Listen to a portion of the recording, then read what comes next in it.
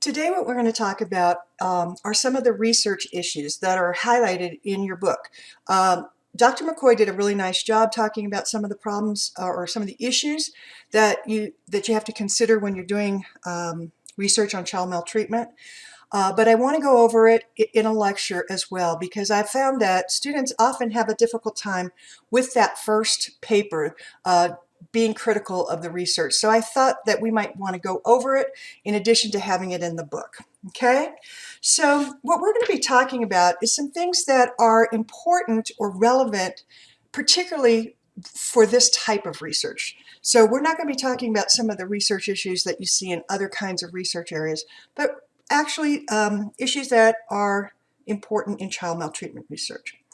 One of the first issues is that in many research studies, only identified children are studied. And what do I mean by that? Let me give you an example. Let's say you want to study neglect, and you go to the Department of Family Services, and sure enough, they're going to let you have a sample of children, and you're going to find a control group, and you're going to compare the neglected to the non-neglected group and see how they differ. And of course, you want to attribute that difference to the neglect itself. But how might children who have been turned into Department of Family Services and their cases substantiated, how might they be different from children who haven't been identified but are still suffering from neglect? For example, you might find that when you have only children who have identified, you might find that the people who are likely to get turned into the Department of Family Services, maybe they're the children of poorer parents, parents with less means. Those are the kids that are likely to be turned in. If that was the case, then any of the differences that you find between the neglect and the control group might be attributable to poverty rather than the neglect itself. So you're always going to run that risk when you have identified children. One solution to this problem is to do what we call a retrospective study. What you do here is you get a sample of adults and then ask them about the neglect that they were exposed to as children. Now think about that. That's one way to get around the only identified, because some of those adults suffered from neglect, but it was never turned into the Department of Family Services. But these kinds of studies also have limitations. What are those limitations? Obviously, one big limitation has to do with memory. Depending on what age the people are when they're being asked, they may not remember their childhood in the same way that they did years before. Also, in a retrospective study, you have to rely on people's willingness to report what happened to them. So they may have experienced some pretty bad things, but they don't want to report that those things happened to them. And also, you have the risk also of people falsely reporting that they were neglected. I mean, that's probably not very common, but certainly that's a possibility as well. So, who is being studied is the first important thing to consider. Another important thing to consider is that it's difficult to separate different forms of maltreatment. I just told you that suppose we wanted to do a study on neglect. Well, the fact of the matter is that many neglected kids also have suffered from other types of maltreatment. And so what we may have then is I have a group of kids that I'm trying to look at neglect, but I'm really actually looking at, let's say, psychological abuse, because all of the kids have also suffered from psychological abuse. Now, the issue of separating different forms of maltreatment is something that you need to just look at and report it if they're not able to do that. For example, sometimes when you do a study, you may not have access to all of the different kinds of maltreatment that a child has experienced. So for example, my DFS example, DFS may have children in the system and they have categorized them as neglect. That's what the cases were substantiated for. And they don't go any further to find out whether or not the child's also been psychologically abused, and so forth and so on. So I may not be able to separate the different forms of maltreatment. I may just have to say, this kid has suffered from maltreatment. I'm not quite sure. I may know that they have suffered from multiple types of maltreatment. And I may want to delete that child from the study if I want to purely study neglect. or I may code for it in some way and kind of control for it statistically. For creative ways in which people have tried to separate different forms of maltreatment, read your Focus on Research on page 17 of your book. And you'll see some creative ways in which researchers have tried to separate different types. Next issue that's important is that the effects of maltreatment may not be immediately obvious. For example, we are going to find out that a lot of children who have experienced sexual abuse don't seem to be showing any obvious signs of any obvious problems. But what we will see is that as they get older, you might start to see some of the effects of that sexual abuse. So you have to be careful about the timing. If I'm looking at the long-term effects of sexual abuse, I want to go into mid-adulthood to be able to be sure that I'm seeing it or not seeing it. Now, one solution to this problem, of course, is to do longitudinal research, where you get a group of people who have experienced a certain kind of maltreatment and you follow them over time and look at how their issues evolve over time. Obviously, big problems with longitudinal research: it takes time and it takes money. And we always have to worry about attrition. Trying to keep track of people over a long period of time, you may lose certain parts of your population. So, for example, you might lose the people who are of lower socioeconomic status because they tend to move more, and so you may lose your sample. So, basically, you have to try to think about what you're trying to study and whether or not this is a good age group to choose. Another issue, and a big issue in maltreatment research, it's the difficulty of separating the effects of poverty with the maltreatment. Abuse, most of the abuse that we're going to be talking about is often confounded with poverty. So, for example, if you wanted to do a study of school performance of maltreated children, and you basically find that they're significantly below, performing below, whether it's grades, standardized tests, if you find that they're significantly below non-maltreated children, wouldn't you also expect the same result if you compared children who are poor to those who are not? So you have to be careful. So how would you correct? How would you deal with this kind of situation? Well, there's two ways that people try to deal with this, and that's what I want you to look for in your articles. One way is to get a comparison group, your non-maltreated children, and try to match them on socioeconomic status to the maltreated children. So you're making sure that if your maltreated children are poor, your non-maltreated children are poor. So that's one way. The other way is to control it statistically. And so you'll see this in some of the articles where they measured socioeconomic status, and they didn't have comparison groups. You'll see this especially in longitudinal studies. And so what they have to do is they try to control for it statistically by taking out the effects of poverty first and then looking at maltreatment. And that's one of the things that you're going to see. The next issue is an issue with virtually every single study of child maltreatment. The studies that you're likely to run into are correlational studies. Obviously, for obvious reasons. I mean, you cannot randomly assign children into a maltreatment condition. So virtually all of the maltreatment research is correlation. We can say some variables are related, but we can't say anything about causation. When you write your papers up, this is one of the issues that you should mention, because this is true of virtually every single study that has been published on maltreatment. The next issue is the lack of clear definitions. If we go back to the example I started with, and I went to DFS and I asked them, for a group of neglected children, I'm obviously going to be using the state statutes. So I will be talking about neglected kids as defined by Wyoming. And you're going to see that states differ quite a bit in some of their statutes. Some states, for example, if a parent is using drugs in front of a child, they put it into their neglect statute. In some states, they put it into the physical abuse statute. So if I'm using a group from Wyoming, I'm really kind of stuck with Wyoming's definition.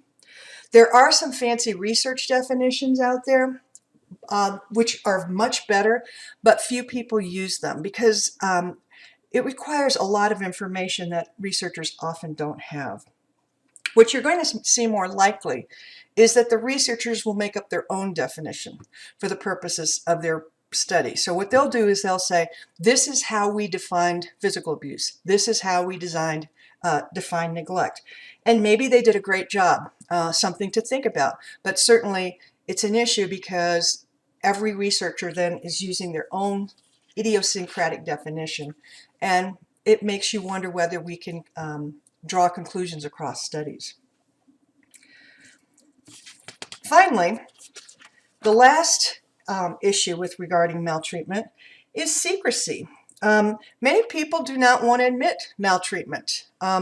Even victims of maltreatment will often be reticent to report that they were maltreated. So for example, there was this one study that was done with adult women where we had known cases of sexual abuse. So in other words, these were cases of sexual abuse in which it was substantiated, and maybe even the perpetrator was prosecuted. So you have a group of people that you know were sexually abused. They're adults now. And what they did was they called them up and asked, in a series of questions, asked them if they would be part of the study. And one of the questions in the study was, have you ever been sexually abused as a child before 18? And you'd be surprised at the number of women, and this is mostly women, who said no. Okay? So did they forget they were sexually abused? It's possible, because if it happened when they were young enough, they may not remember it. But I think the more likely answer is that people don't want to talk about it. And so if you're doing like a retrospective study, you may get people who just don't want to talk about it. Okay, so those are the big issues that you need to focus on in your articles. So let's go ahead and practice. Okay, what I'd like to do is we'll look at 3 articles, and I want to show you how you kind of navigate the articles to find out the information that we want. So here's article number 1. Okay, this is child neglect and maltreatment and childhood to adulthood cognition and mental health in a prospective birth cohort. Okay, whenever you see something like this, you're probably talking about a longitudinal study. One of the first places to go is right here in the abstract. And what I've done is I've gone ahead and looked through this article just to kind of highlight some of the places where you might look to find the answers to the questions. So what this right here is the purpose of the study. And so this would be a nice sort of why did they do this study, what did they do kind of thing. Okay. Once you get through the abstract, and sometimes the abstract has some pretty important information, kind of look through it and see if you get any information that you need. As far as the actual article goes, I certainly encourage you all to read the articles, but really to answer the questions that we're doing for this paper, you don't really have to read the articles. What you do have to do is get to the method section. The method section is where you're going to find most of the information. So this sample right here, okay, this is where we're going to try to find out if only identified people are studied. Okay, so it says data is from this both birth cohort born at this specific time, recruited. Okay, the cohort's primarily white. Okay, that's helpful, but not terribly helpful at this point. Okay, because I don't know quite how they're identifying the kids. However, if I got the children from a Department of Family Services sample, I should be mentioning it right there. Okay, here's where it gets interesting. This is how child maltreatment was defined. So it says that neglect was identified from information collected prospectively in childhood and retrospectively in adulthood. So what they did in childhood was they obtained information from parents and the child's teacher and derived a neglect scale. So it's kind of identified children, but then as adults, they interviewed them at 45 years of age and asked them if they had been neglected. So they did both prospective and retrospective, okay? Which is maybe a little bit better than that if they had only used self-report or just only had done the teacher ratings, okay? So here you go. Childhood abuse to 16 years of age was reported in adults 45 using a confidential direct computer entry questionnaire. So they did both a prospective and a retrospective, okay? Let's see. Oops. Okay, right here, confounding factors. What they're doing here is they're trying to statistically control for factors that might be important. And here, this using parental education is one way to measure socioeconomic status. So what they're trying to do is statistically control for social class. And let's see, is there anything else in here that I've highlighted? No. So let's go through some of the other issues here. Are you unable in this study to make a causal statement? Absolutely. This is a correlational study. What about the issue of whether or not the effects may not be immediately obvious? Well, these people are now 45 years old, and if the effects of their maltreatment aren't showing up now, it probably never will. So it looks like they have at least picked a sample where if something was going to happen, it certainly should happen by now. What about the issue of secrecy? Yes, this is definitely a problem because their abuse, part of their abuse is retrospective. And by the way, if I'm not mistaken, is this the one where they looked at both physical abuse? I don't think so. But anyway, there you go. We answered all the questions by going through the article. Shall we try another one? Article 2, okay? This one, child maltreatment and risk behaviors, the roles of callous, unemotional traits and conscientiousness. Okay, interesting. Right away, we go to the abstract. And here we get the answer to one of our questions. Young adults and parents completed questionnaires on child maltreatment histories. So we do not have the problem that only identified children are studied. These are young adults and they're asking about their childhood. This is a retrospective study, but of course, then it raises other issues. Okay, again, we can skip through the introduction and get to that aha.